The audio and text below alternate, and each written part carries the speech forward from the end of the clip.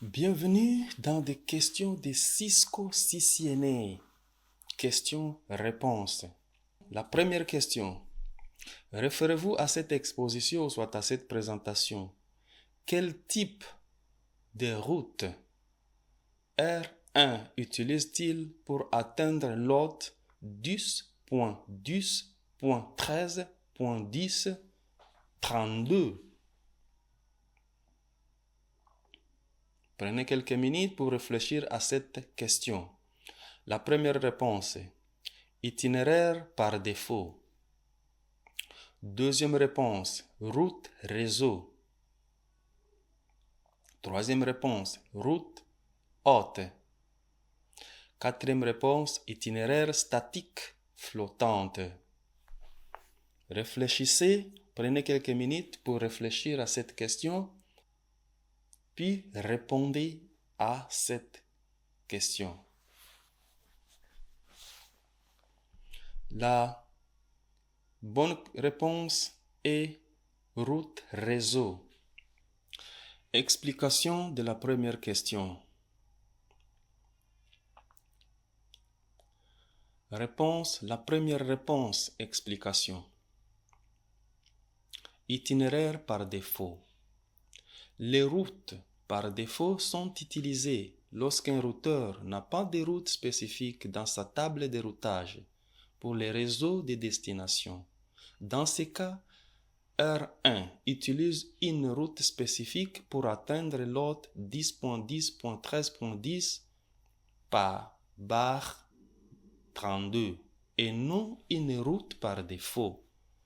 Alors c'est pour cela que itinéraire par défaut est une mauvaise réponse. La bonne réponse qui est route réseau. Les routes réseau sont utilisées pour atteindre un réseau et ou un sous-réseau spécifique. Dans ce scénario, R1 utilise une route réseau pour atteindre l'hôte 10.12.13.10/32 qui se situe dans la plage réseau spécifiée. Route réseau est la bonne réponse pour ce scénario. Les routes hautes sont utilisées pour atteindre un hôte spécifique au sein d'un réseau. Dans ce cas, R1 utilise une route réseau pour atteindre l'hôte 10.10.13.10/32 et non une route haute. Route haute est une mauvaise réponse. Itinéraire statique flottant.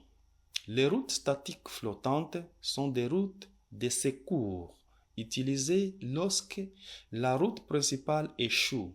R1 utilise une route réseau spécifique pour atteindre hôte 10.10.13.10/32 et non une route statique flottante. Itinéraire statique flottante est une mauvaise réponse. Deuxième question. Étudiez cette présentation et puis répondez à ces questions. Référez-vous à cette exposition. Quel préfixe le routeur 1 utilise-t-il pour le trafic vers l'hôte A?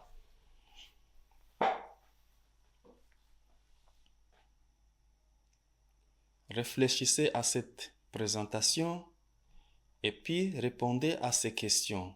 Quel préfixe le routeur 1 utilise-t-il pour le trafic vers l'hôte A? Nous avons première réponse 10.10.10.028. Deuxième réponse 10.10.13.025.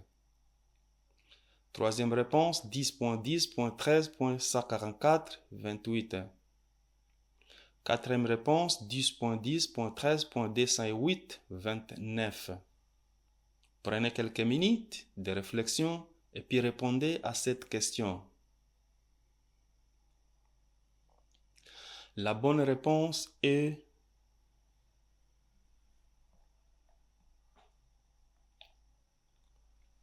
4. 10.10.13.208.29. Première réponse, 10.10.10.0/28. Les préfixes 10.10.10.0.28 ne correspondent pas à l'adresse IP de l'hôte A, 10.10.13.10. Donc, le routeur 1 n'utilise pas ces préfixes pour le trafic vers l'hôte A.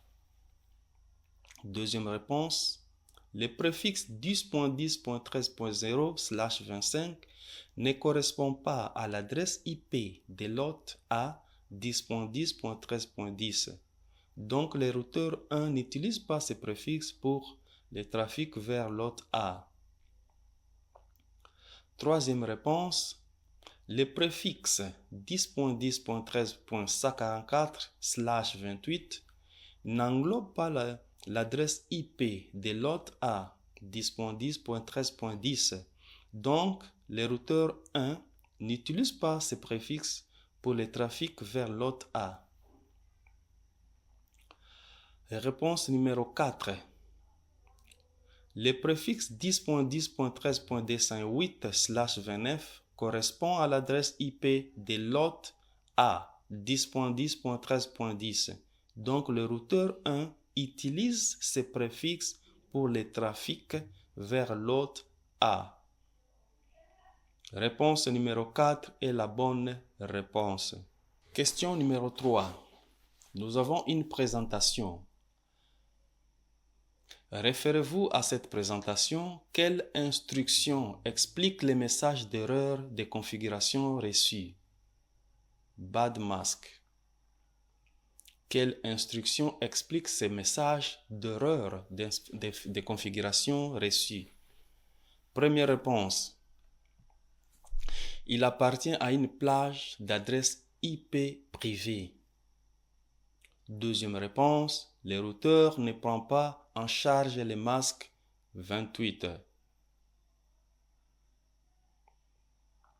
Troisième réponse, il s'agit d'une adresse IP réseau. Quatrième réponse, il s'agit d'une adresse IP de diffusion. Prenez quelques secondes pour réfléchir à la bonne réponse.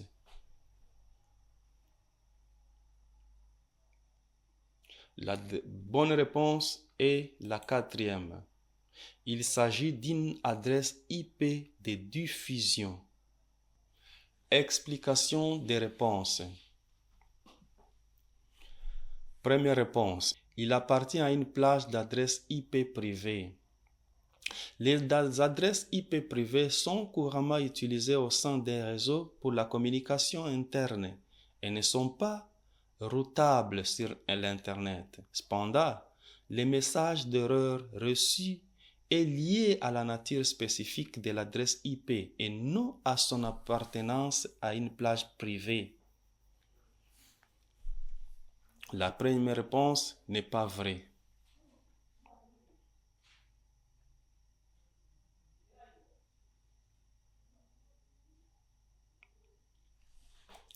La deuxième réponse, le routeur ne prend pas en charge les masques /28.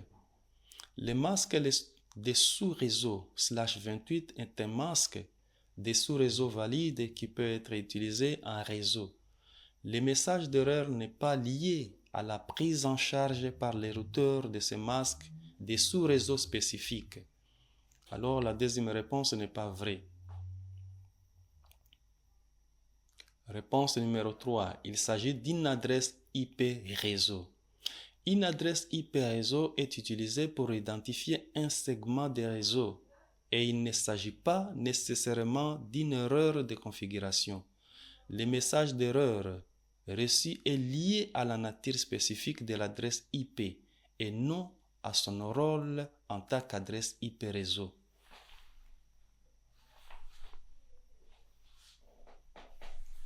Cette réponse n'est pas vraie. Réponse numéro 4. Il s'agit d'une adresse IP de diffusion. Une adresse IP de diffusion est utilisée pour envoyer des données à tous les appareils sur un segment de réseau spécifique. Le message d'erreur reçu indique que l'adresse IP en question est une adresse IP de diffusion, ce qui n'est pas une configuration valide pour un appareil spécifique. La bonne réponse, donc, il s'agit d'une adresse IP de diffusion.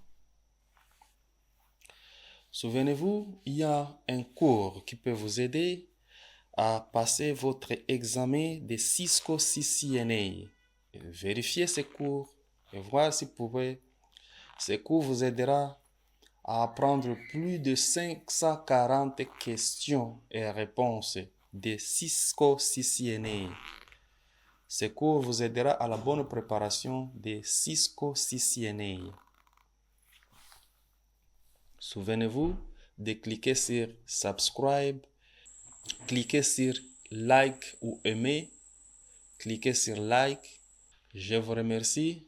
Souvenez-vous de cliquer sur subscribe, cliquez sur like, cliquez sur partager. Je vous remercie.